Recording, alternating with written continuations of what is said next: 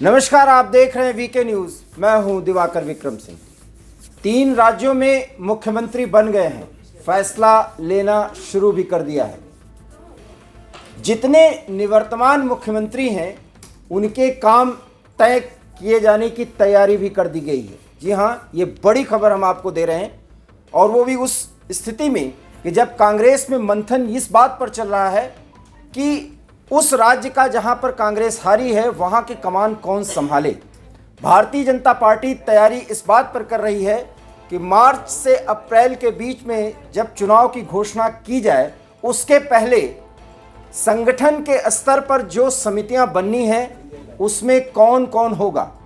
हम आपको बता दें कि 23 और 24 दिसंबर को कार्यकारिणी की बैठक होने वाली है, और जगत प्रकाश नड्डा, जिन्हें जेपी नड्डा के नाम से जाना जाता है, उन्होंने बाकायदा सभी भाजपा शासित राज्यों के कार्यकारिणी से जुड़े प्रमुख पदाधिकारियों को दिल्ली में तलब कर लिया है। अब इस घटना से और इस घटनाक्रम पर अगर नज़र दौड़ाएं तो आपको समझ में आ जाएगा कि भारतीय जनता पार्टी के 2 सूरमा नेता, उनका भविष्य क्या होने जा रहा है। सबसे पहले नाम आता है वसुंधरा राजे सिंधिया का, जो भारतीय जनता पार्टी में वर्तमान समय में राष्ट्रीय उपाध्यक्ष की भूमिका में हैं, और शिवराज सिंह, जिन्हें मध्य प्रदेश में मामा के भूमिका में देखा गया और आज भी जाना जाता है, और कितने लोकप्रिय हैं वो।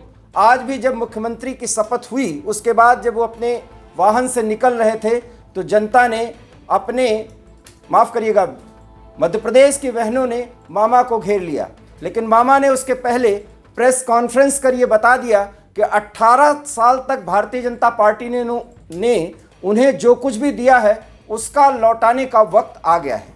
सच मानिए, ये बयान बहुत मंथन के बाद उन्होंने दिया है। ये उनके मन की भाषा नहीं थी, मन के भाव नहीं थे, क्योंकि वो राजनीति के एक बड़े चाणक्य वो भी माने जाते हैं, और आने वाले समय में सरकार और संगठन में उनकी भूमिका क्या होने जा रही है ये भी हम आपको एक एक करके बताते हैं। आपको लग रहा होगा कि इस समय केंद्र में 4 ऐसे मंत्रालय हैं जिनके पद खाली हैं और अतिरिक्त प्रभार देखा जा रहा है, और पीएमओ उस पर निगरानी कर रहा है।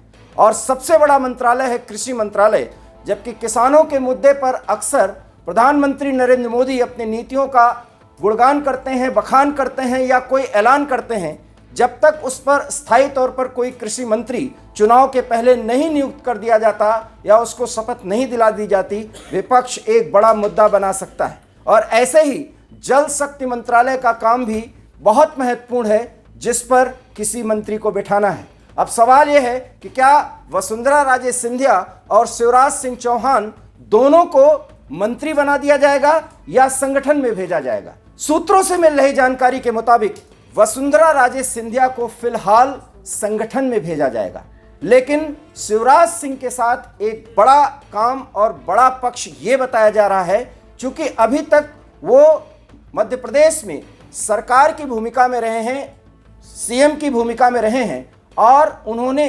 28 मोतियों की माला सरकार को और प्रधानमंत्री को तोहफे के रूप में देने की बात कही है।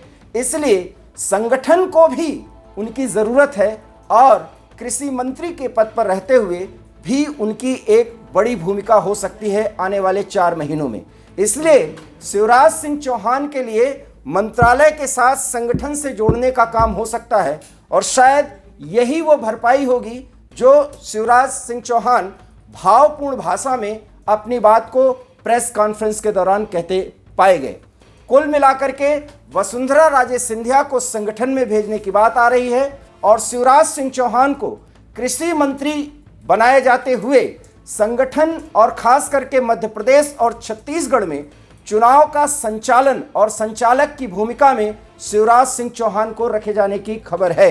ये खबर सूत्रों से मिली है। इस पर आगे क्या फैसला होगा ये तो जेपी नड्डा जान सकते हैं, और भारतीय जनता पार्टी के संसदीय जो बोर्ड है उसके संबंध में जो निर्णय लिए जाएंगे वो उन सबको पता होगा, और प्रधानमंत्री नरेंद्र मोदी को। लेकिन सूत्रों से मिल रही जानकारी के मुताबिक 24 दिसंबर के बाद शिवराज सिंह चौहान और वसुंधरा राजे को दिल्ली में तलब किया जा सकता है, और उनकी भूमिकाएं राष्ट्रीय परिप्रेक्ष्य में विशेषकर लोकसभा चुनाव के संदर्भ में बताए जा सकते हैं और उन्हें तत्काल जिम्मेदारी दी जा सकती है। और उसके बाद एक ऐसी समिति बनेगी जिसमें गृह मंत्री शिवराज सिंह चौहान, वसुंधरा राजे, यहां तक कि नितिन गडकरी की भी 2024 के चुनाव संचालन में एक बड़ी भूमिका तलाशी जा रही है।